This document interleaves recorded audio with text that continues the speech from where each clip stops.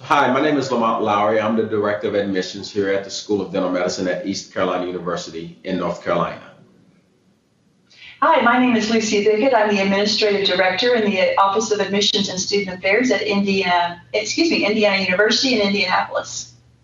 Right. Today we're going to talk a little bit about transition from undergraduate to professional schools and some of the things that you should remember as a student coming into a professional school. One of the things is you kind of got to want to forget about the way you studied and prepared in undergrad. Certainly you may be able to carry those same things forward, but more often than not, you're going to have to work on changing how those things go. And I assume that's probably similar for your students there at Indiana as well, Lucy? It is, Lamont. So often our top performers in undergrad undergo a serious adjustment in their transition to professional school. And we recommend that they plan ahead for that. And by planning ahead, there are some very easy steps that you and I can talk about to make that path easier for them so that they don't experience the stress related to that transition.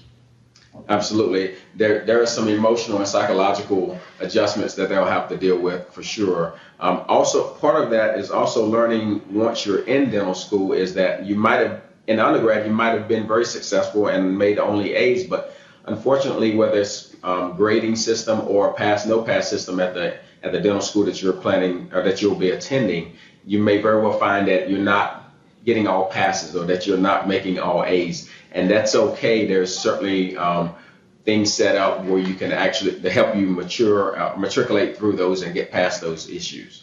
I'm assuming that you all have tutoring and mentoring as well there at Indiana, Lucy. We do. Typically, coming into the first semester, well, we actually start in July, and that's a very intense course that is finished in 6 weeks.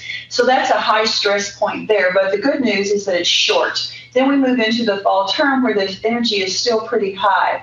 But towards close to the fall break, we can see the stress level rising because those students are used to being in total command of that GPA, top performing. What we offer here, Lamont, is tutoring. We organize group study. We also have, for those students who need it, accommodations to assist with quizzes, exams, and so forth. We have 3 offices actually, where they can seek out counseling. The Office of Diversity, Equity, Inclusion, the Office of Academic Affairs, and then the Office of Student Affairs, which is where I reside. Yeah, absolutely. Very similar things here at East Carolina University as well. And it's important that students take advantage of those things. I often explain to students coming out of undergrad into professional school that if there are learning differences, that's fine. Talk to us about them. Let us help you work through that, and whatever those accommodations you might need are, let us see if we can provide those things for you. It's not about labeling. It's simply about leveling the playing field so that you can set up to succeed best. So great advice. That's a good way to label it, Lamont, leveling the playing field. You really become, at Indiana, you become part of a large family of supporters. We also assign faculty liaisons to the D1 class who actually are in the instructional courses where the students are spending most of their time when they come into that first year. If I could recommend 1 or 2 things to incoming students, let me back up and go to the transition. Prepare an undergrad.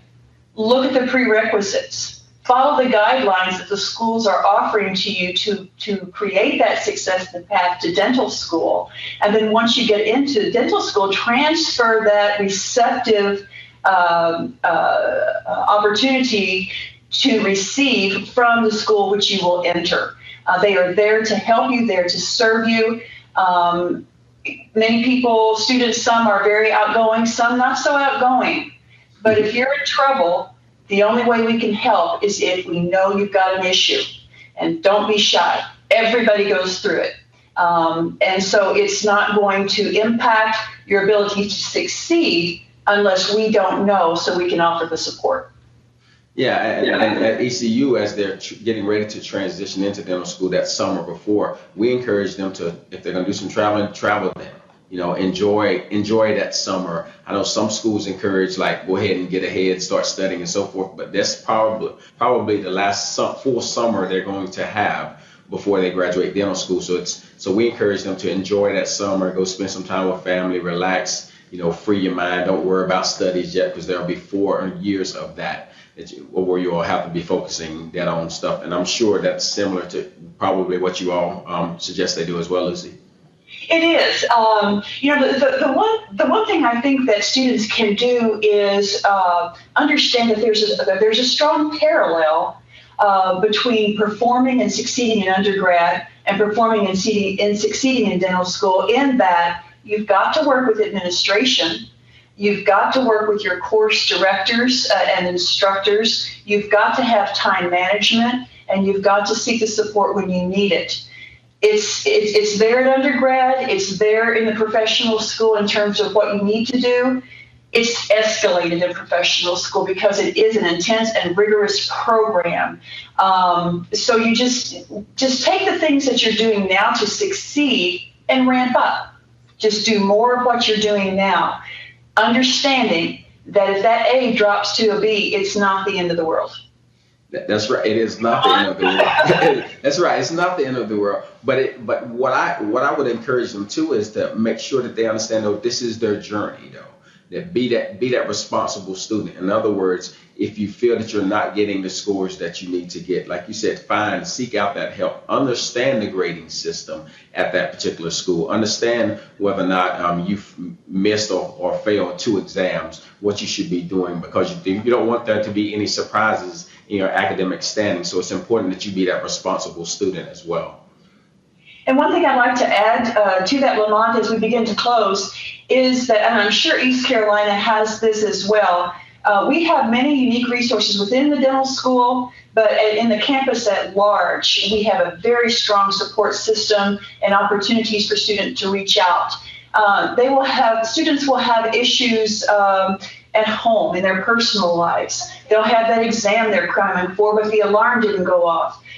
Just all the various scenarios where things could go wrong. But we have university-wide resources just a few blocks down from the dental school here in Indiana, as well as those support systems. And one more key point before I leave it to Lamont to close is communicate. Learn how to communicate. Get comfortable with communicating. If you're really good at it, get better at it, because you're going to need that ability when you get to dental school to succeed. Yes, and I would thank you, Lucy, for that. And I would close with just saying that to always remember why you're in this profession and why you want to do the profession. When life gets the best of you, it seems sometimes, or if things seem like they're out of whack, take inventory and just settle in on why you're here, why you want to be a dentist, why you're going through this process. Refocus yourself, because sometimes you can get caught up into all of the different organizations and activities going on, the clubs, if you will, or the secondary things to your academics, and you can forget that the reason why I'm here is so that I can serve others in the oral health. And so always remember that, always have that as a default. If you have to, write it down so that you can pull it out and remind yourself of it sometimes. I hope this has been helpful. Thank you very much for listening, and we look forward to working with you as we process your applications. Thank you. Thank you. Bye.